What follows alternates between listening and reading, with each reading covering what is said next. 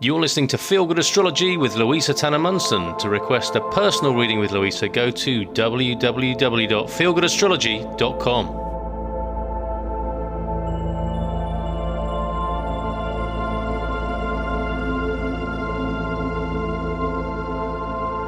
Hi, it's Louisa Tanner Munson, and I'm here now to have a look at the effects of Chiron when Chiron's in your first house in your natal chart, and what that might mean for us in understanding where pain in our life comes from and how we can get over it. So the first house represents our appearance and how we mask ourselves. So it largely shows how we protect ourselves, I guess. It's a bit like the ascendant in the first house is a bit like the car you drive through life. Now, is it a shabby car? Is it a cute little camper van? Is it a really flash car? It's the clothing, it's the way we present ourselves, it's our first impression on the world. And so people with Chiron in the first house often wear their wounds on their shoulders, almost like a cape. So it wouldn't be a big stretch to say that somebody who maybe had an injury as a small child and who wears the results of that injury might have Chiron in the first house, or that people who have experienced something quite painful and that has affected their self-image, that they carry that sort of Chiron wounding in their self-image. So some people, for instance, you might look at, some people actually come across as being wounded and looking a little bit like a victim or somebody who, sometimes you look at people in the street and you think, wow, you've had a hard paper round. I don't mean to be dismissive. Some people look like they are wearing the weight of the world on their shoulders, that they're carrying it all like a big old cloak around them. That's a very Chiron expression. Early aging is also a Neptune in the first house, as I've come to realise in my own chart. But Chiron in the first house really shows where life has had such an impact on us that we're choosing to wear the wounds and the heaviness of that life on us. So Chiron is, if you think about Chiron as a wise mystic and a teacher, you might also find this is a person who identifies themselves as a healer and identifies himself as a teacher and somebody that is bearing... there's a beautiful bird in the background. I don't know if you can hear it. I hope you can. It's very, very cheerful, a little blackbird. It might be like a kind of a sage who is wearing the pain of the world, but preparing to be a teacher anyway. So somebody who's had awful, extreme things happen in their life, but is prepared to share it and are sharing it as part of their identity. It's what makes them who they are. So Chiron has a very strong impact if it's in the first house because it becomes our identity. So pain, wounding, psychological trauma, somebody who suffers from depression. If Chiron is in the first house, then this will be something that might come up in the charts of people with bipolar disorders, because there will be times when the person's identity is so strongly linked to pain that it can't be separated. The first house also shows how we perceive the world and how we shape the world as well. So, for instance, having Chiron in the first house can indicate somebody who sees the pain of the world around them all the time, who sees that the world is a painful place and who wants to do something to help ease the pain of others. So I have also seen it in the charts of people who are like spiritual teachers, people who channel information from another realm and pass it on. I know a few that have a very, very strong Chiron first house thing, which comes from the premise that the world is about pain. And I guess the other thing is the first house is about new beginnings and how we undertake new beginnings, how we find new beginnings in our life. So people with a first house Chiron, out of all people that have Chiron somewhere in their charts, I think people with first house Chirons are much more likely to have a new start, a new healing start. So they're the kinds of people that might look at physical health healing, or dietary healing, nutritional healing, or psychological healing, and really throw themselves into having a new start. And it might be that these people have several healing new starts or several phases in their life. And that's absolutely fine, because every single stage we go through is part of our healing journey anyway. But with the first house so strongly identified with who we are as a person, Chiron makes a huge impact here. So what happens then when Chiron is actually transiting through your first house? And more importantly, what happens when Chiron initially first goes over your ascendant? Well, let's have a look at some actual examples. So for me, when Chiron went over my ascendant, now Chiron moves backwards and forwards over a few degrees. It goes forwards and then moves backwards, and then goes forwards and moves backwards and forwards and backwards. So often you'll find that as Chiron goes over one of your points, the whole process can take a year, possibly 2 years, to fully go over a particular point. And in the case of it crossing my ascendant, it was one of those times when it crossed my ascendant in the space of about a year. And what happened during this time was I had been living in France for 5 years. And during the time when Chiron crossed my ascendant, that was my that was the year that helped create everything that I needed to move back to the UK. So it was quite a painful, rude awakening. Actually, it was like the end of my life in France. It represented a core change to the way I was presenting myself, because obviously I was changing the way I was going to work, moving back to the country that I'd left 5 years previously, and coming back with a partner as well. So the changes were quite intense, really. I guess from when I left the UK as a late teenager, and then arriving in the UK to properly live as a fully fledged grown up with 5 years work experience and a boyfriend. And the year when Chiron, your wounded healer and planet of pain, the year that this move occurred, there are a few significant things going on. The first one was my mum was told she had cancer, and for a long time we were told or suspecting that it was going to be terminal.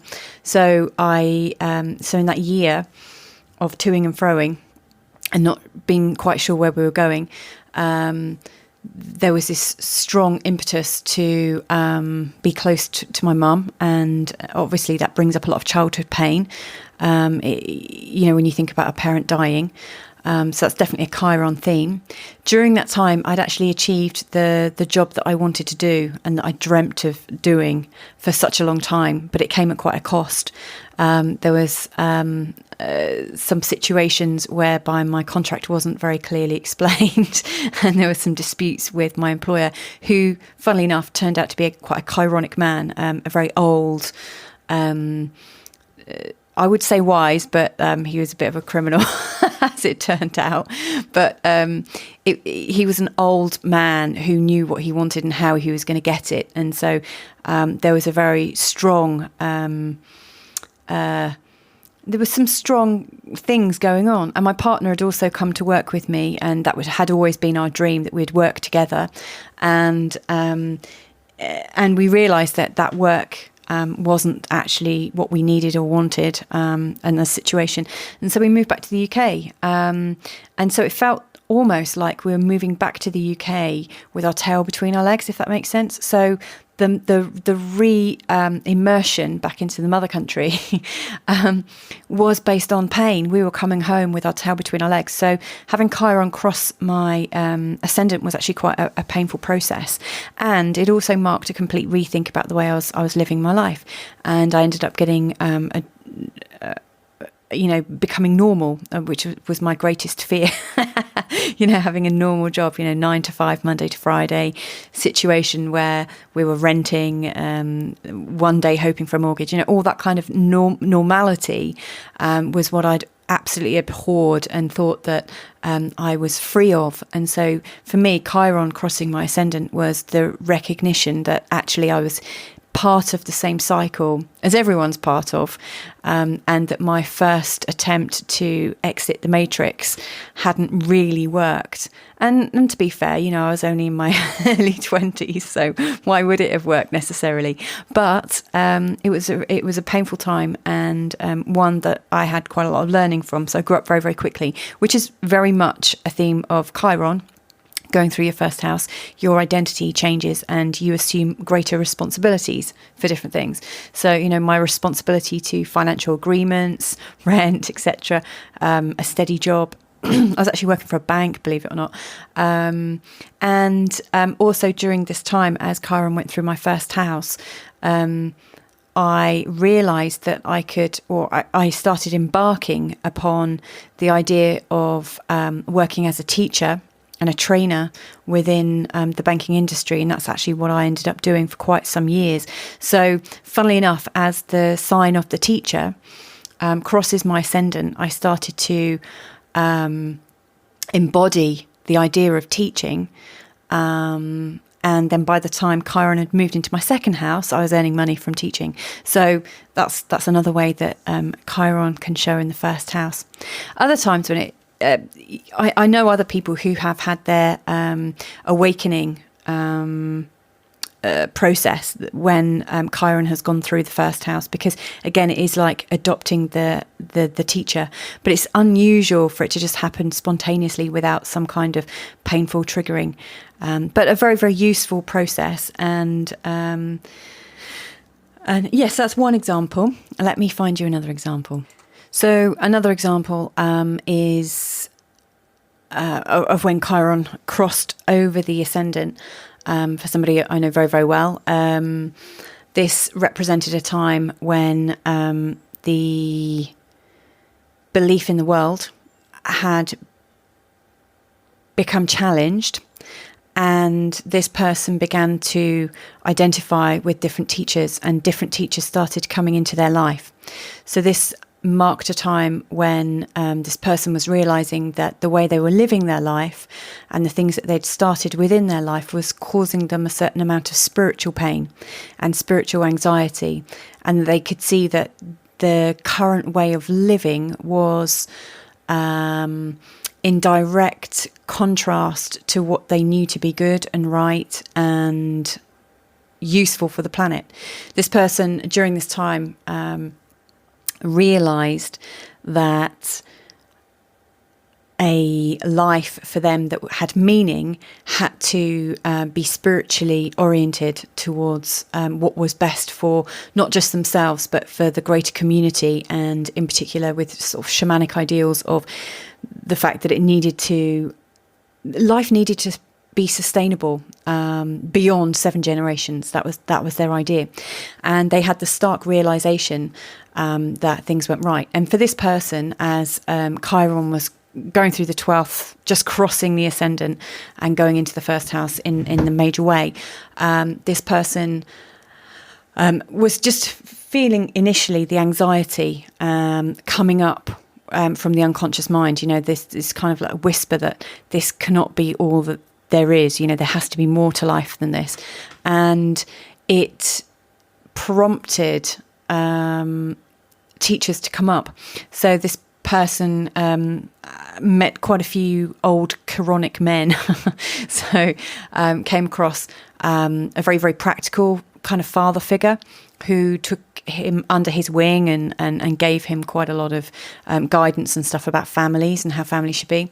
And this person later came across some other Chironic people and an organisation, and actually moved out of the family home and kind of joined not a cult, but a spiritual order of some sort. So this represented for somebody very close to me a complete a complete life change when Chiron went through the first house. And it wasn't, without any pain, but it was really to do with the higher sides of life, born out of childhood pain and misery, realizing that the childhood that you may have had was premised on a capitalist kind of lifestyle and capitalist aims that you have to satisfy.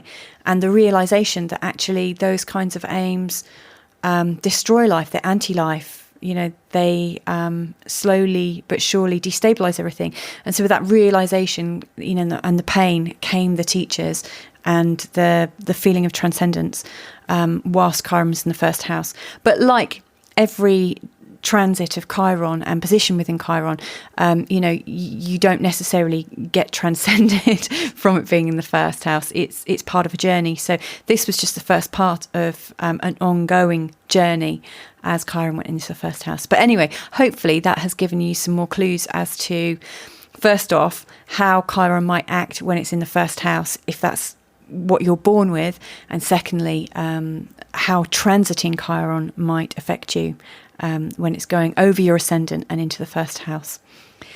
Deep times, huh? Anyway, hopefully this has been useful. And feel free to listen to the other ones as I go through Chiron in different houses, because you'll probably start to recognise parts of your own story that you've already been through. So stay with me on this journey. Take care. You've been listening to Feel Good Astrology with Louisa Tanner Munson, and this recording has been made possible by all you lovely supporters at Patreon. To request a personal reading with Louisa, go to www.feelgoodastrology.com.